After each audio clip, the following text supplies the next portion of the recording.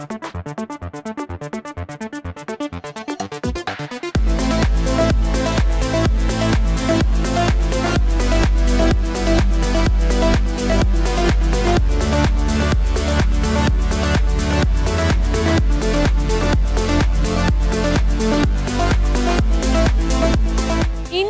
National game hockey ആണെങ്കിലും അതുപോലെ തന്നെ പ്രാധാന്യം അർഹിക്കുന്ന ഗെയിമാണ് ചെസ്.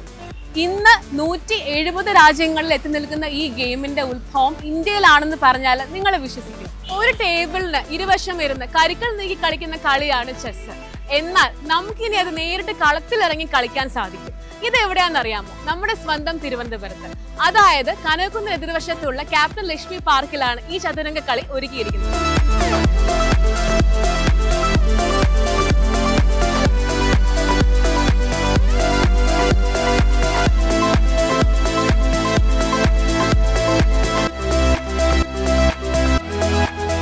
കാലങ്ങളിൽ വില്ലേജുകളിൽ മാത്രം ഒതുങ്ങിക്കൂടിയിരുന്ന ഈ ഗെയിം ഇന്ന് ലോകമെമ്പാടും അറിയപ്പെടുന്ന ഒരു പ്രൊഫഷണൽ സ്പോർട്സായി മാറിയിരിക്കുന്നു. ഇന്ത്യയിൽ ചെസ്സിന്റെ ഗോഡ് എന്നറിയപ്പെടുന്നത് വിശ്വനാഥൻ ആനന്ദാണ്.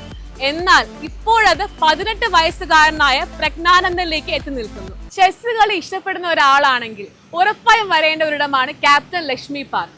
തിരുവനന്തപുരത്തിന്റെ അറിയാ കാഴ്ചകളുമായി തിരിച്ചെത്താം. If you really like this video, please do like, share and subscribe. Until then, this is Aisha Hari signing off.